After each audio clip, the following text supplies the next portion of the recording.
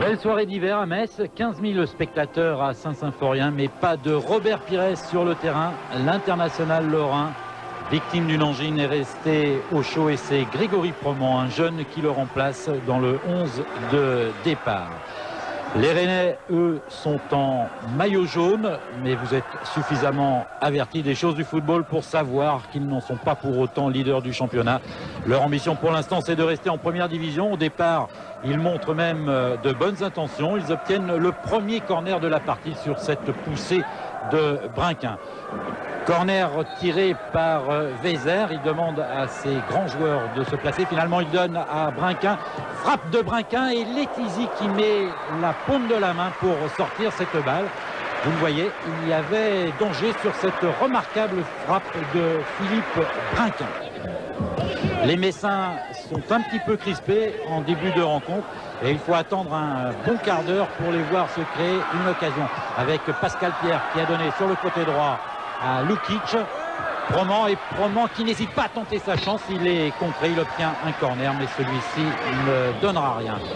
Première occasion et finalement elle va légèrement libérer les Messins. Ils repartent à l'attaque suite à cette balle récupérée par Mérieux. Belle talonnade, Pierre, Mérieux. Les Messins donnent l'impression de retrouver leur jeu. Accrochage entre Viau et Mérieux. Et l'arbitre, monsieur Ruffray, donne un carton jaune à Laurent Viau. Touche effectuée par Pierre. Belle talonnade de Mérieux. Lukic. Ballon encore pour Promont qui tente sa chance. Là encore, la balle passe au-dessus des buts de Tony Hurtebise. 25e minute. Nouvelle occasion pour les Messins avec une accélération de Boffin. Combine avec Gaillot, balle récupérée par Boffin et Gaillot qui s'avance, réussit à donner à Rodriguez, tentative de Rodriguez, mais ballon pas suffisamment enveloppé pour tromper le gardien rennais. 26e minute, 5e action pratiquement dans la dizaine de minutes, avec une belle combinaison. Boffin à l'origine de cette action, Mérieux, Rodriguez, belle combinaison, mais Boffin qui rate complètement sa frappe. Et là donc Rennes s'en sort plutôt bien. Le temps pour les Messins de souffler et Rennes va refaire surface sur ce corner, toujours tiré par Weiser. Letizy qui repousse du point, le ballon qui est écarté un petit peu de cafouillage. Darcheville reprise à quelques centimètres des poteaux de Lionel Letizy. Quant à Jean-Claude Darcheville, lui, il s'en veut un petit peu. Il sait qu'il a eu là une occasion qui aurait pu faire louche, comme l'on dit. Rennes s'enhardit en cette fin de première période. Dégagement lointain de Hurtebise. Ballon repoussé et récupéré sur le côté gauche par Weiser. Relais avec Darcheville. Weiser qui a bien suivi. Centre, c'est bien dosé. Gousset reprend, mais au-dessus des buts de Letizy.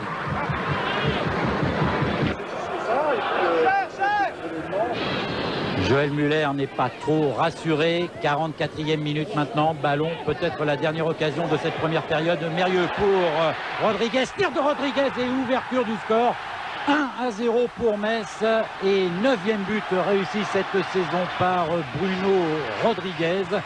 Un but important, juste pratiquement avant le retour au vestiaire. Rodriguez n'était pas hors-jeu, il s'en est pas fallu de beaucoup. David a eu l'impression qu'il était hors-jeu, c'est ce qui explique sa réaction évidemment vis-à-vis du juge de touche. Résultat donc à la mi-temps, les Rennais sont menés 1-0 et ils reviennent sur la pelouse de Saint-Symphorien donc avec l'ambition d'égaliser. Grosse pression en début de deuxième période donc des Rennais avec une action menée par Grégoire. Grégoire qui avait bien réussi contre Metz lors du match aller. Là, il va peut-être avoir une occasion de marquer, mais bonne anticipation de Lionel Letizy. Joël Muller n'est pas trop rassuré quant à Grégoire. Lui, il avait donc réussi 2 buts face à Metz lors du match aller, ce qui avait permis donc aux Bretons de faire un résultat nul. Grégoire, on va le retrouver sur la deuxième action de cette deuxième période avec une frappe qui passe légèrement à côté des buts de Letizy. Une petite heure de jeu et moment important dans la carrière de Coupi. Il fait ses débuts en première division. Il remplace Darcheville. Les Messins, eux, donnent l'impression de se satisfaire du résultat. Résultat, Viau tente sa chance et Letizy ne prend aucun risque et met cette balle en corner. Le corner fera partie des nombreux coups de poing, comme on dit, qui n'ont rien donné. On passe maintenant à la 72e minute et toujours les Rennais en position d'attaque avec Viau encore, le capitaine rennais. Bonne combinaison, ballon pour Grégoire qui tente la chance mais directement arrêté par Letizy. Pierre sur la main de Viau, l'arbitre monsieur Ruffray siffle donc et donne un carton jaune, c'était son droit. Toujours est-il que cela vaut une expulsion à Laurent Viau, puisqu'il avait déjà eu un carton jaune à la 20e minute. Rennes termine le match à 10, coup franc de Bédrossian, la Sicile, pas d'occasion pour égaliser, mais la Sicile n'a pas pu récupérer cette balle et la frapper, et Letizy s'est couché. Letizy finalement qui est pas mal sollicité en cette deuxième période. 84e minute. Grégoire, ballon pour Croupi, tête de Croupi, Gousset qui essaye de récupérer, il se couche, l'arbitre siffle un penalty pour cette faute de Lionel Letizy. Pas d'hésitation là de la part de l'arbitre et sur le vu de ces images, cela ne paraît pas scandaleux. Bédrossian tire le penalty, exploit de Lionel Letizy, il arrête ce ballon très proprement. Joël Muller et tout le public de Saint-Symphorien commencent à croire que Metz est vraiment très heureux aujourd'hui. Et finalement, il a fallu cette chaude alerte pour que les Messins se réveillent un petit peu. Mérieux pour Istiol et deuxième but pour Metz, mais l'arbitre siffle pour un hors-jeu. En fait, il y avait un joueur qui traînait effectivement en position de hors-jeu, mais ce n'était pas Istiol. Donc ce but aurait très bien pu être validé. Il ne l'est pas. Finalement, le match se termine et vous le voyez, tous les supporters de Metz font la bise à Lionel Letizy. C'est vrai que c'est lui-là qui a permis donc aux Messins d'arracher la victoire 1-0. Réaction maintenant des deux entraîneurs.